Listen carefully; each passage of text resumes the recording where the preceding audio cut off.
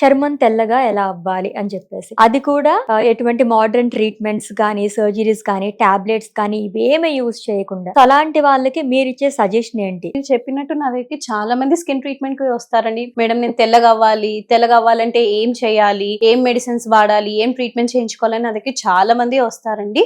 కానీ తెల్లగా అవ్వడానికి అసలు మనకి ఏం ఇంగ్రీడియంట్ కావాలి, మన బాడీలో గ్లూటోథయాన్ అనే సబ్స్టెన్స్ అనేది ఉండాలి. అసలు గ్లూటోథయాన్ అంటే ఏంటి? అది మన బాడీలో ఒక యాంటీ ఆక్సిడెంట్.